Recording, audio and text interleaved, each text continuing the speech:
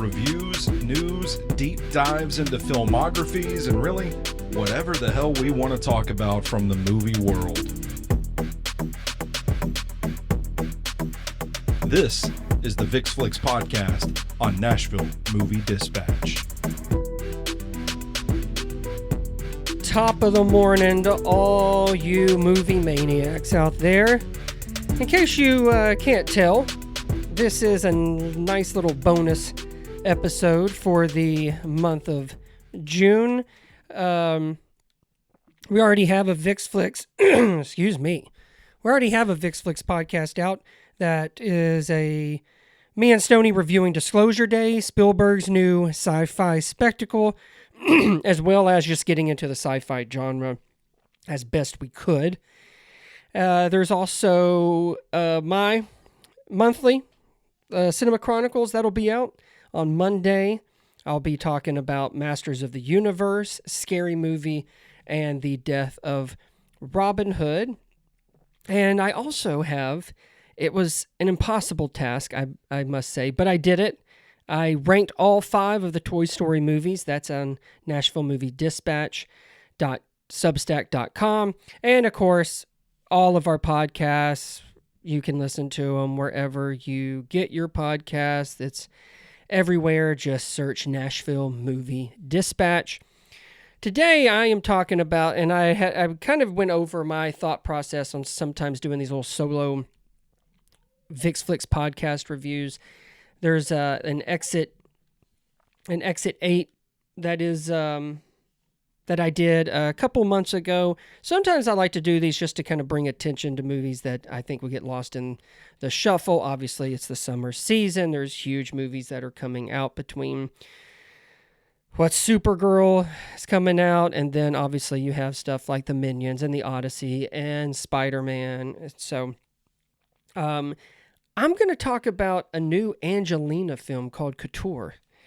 Fun fact, this movie made cinema history, becoming the very first fictional feature that was permitted to shoot inside Chanel's actual Paris showroom, their tailoring workshops, and their haute couture salons. So they pretty fancy.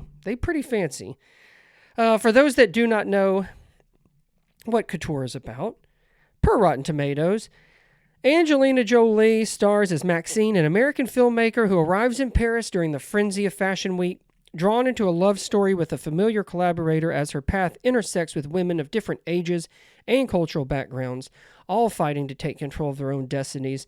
Maxine finds herself on a deeply personal journey of self-discovery that forces her to confront the choices shaping her life. This movie will come out on Friday, so again, I think it'll probably get lost in the shuffle as Supergirl, and of course the best and last, I think is what it's called, the Jackass movie. So this one is but listen, hey, the good news is this movie is probably not for those audiences. I don't know if how old or young all you listeners are, but back in the day when Angelina Jolie did a movie, it was a big deal. Top of the marquee, sometimes the only name on the movie poster. It was just a big deal. The Mr. and Mrs. Smith and the Tomb Raider movies, and my gosh, Salt. But here over the years, I know her family, her divorce from Brad Pitt, and her humanitarian work have all been kind of placed as a priority, more so than obviously being a movie star. So, again, she plays Maxine. She's an indie horror filmmaker who is making an opening short for Fashion Week and finds out that she has breast cancer while she's there. Obviously, this is devastating news to get, so it kind of has her immediately doing some soul searching. Of course, denial and stubbornness all kind of come with that as well. But Jolie herself gives a very raw and nuanced performance with real vulnerability. And considering how intimate this project actually became for Jolie, there's really no doubt that there was a deep connection to this role. This is an exclusive from People, Angelina Jolie says the inspiring message behind new movie Couture resonates with her. And she's quoted as saying, just live life. The piece says, Couture is a deeply personal one for the Oscar winner. Jolie's own mother, who her name is Marceline Bertrand. She died of ovarian and breast cancer back in 2007, and Jolie herself revealed in 2013 that she had a double mastectomy after testing positive for the faulty BRCA1 gene, which increased her chances of developing breast cancer by 87%. Jolie says, it has something to say that I thought could be useful to people, talking about Couture, showing how everyone is dealing with things that make us very human, and that if we can figure out how to live through challenges by leaning on each other and having more empathy towards one another, the better and less alone we'll be. She goes on to talk about the director and filmmaker Alice. I'm going to get it. Her name is Elise Vinocour. She says, Elise is a wonderful director and approaches the stories of the women in Couture with sensitivity and hope. The film is not about an end for my character, but rather about a renewed desire to live life until your last breath, which particularly resonates with me at this time in my life. So, again, writer-director Elise Vinocour, the title of her film actually has several meanings, all of which she attempts to present with emotion and understanding and purpose. There is the French title of this is just Coutures, which actually in English means stitches. There's obviously the stitches of that are part of the dresses or the garments that in high fashion. There's also the physical element of what stitches can be, as far as what involving, scars or injuries or wounds. And then I think there's this real connection of kind of the sewing of all of these women's lives together and kind of sharing in what they endure, which is the fragility and susceptibility and the resilience and their strength. However, Vinocour's script is unable to get the audience where we need to be. There is something that's equally elegant and gracious in her storytelling, yet there's also a real lack of focus as we, the viewers, can't really emotionally connect to any of the characters and their circumstances due to us never really spending enough appropriate time with them. Some of the other ladies we meet is Christine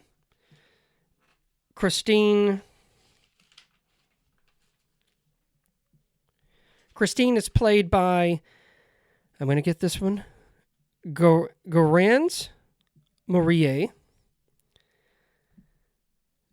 She is, as Christine, she's stitching her first dress. It is her very own. It has her name on it. And what comes with that is the exhaustion and the stress and the pressure. There is also Angel is played by Ella Rumpf. She is an overworked and underpaid, or sometimes not paid at all, makeup artist and aspiring writer. There's also Ada. So Ada is played by, her name is Anvir Une. And she plays a Kenyan immigrant that's brand new to the modeling world. She's left her brother behind while also lying to her father back home that she is in some kind of exchange program for pharmacy school. So these ladies clearly come from all different walks of life, and each of their journeys have brought them here. So while we may know where they came from or who they even want to become, and can clearly see the suffering and sacrifice that comes from their passion for such a superficial and cruel industry, but we never truly know who they are. And this, unfortunately, leaves Couture oftentimes feeling shallow and ultimately becoming ineffective in its portrayal of tenacity, mortality, and solidarity. Now, the exception is Jolie. Now, Victor makes her most compelling proclamation with her as Maxine. In a review for Screen International, Robert Daniels wrote, Jolie seems to bend the picture around her.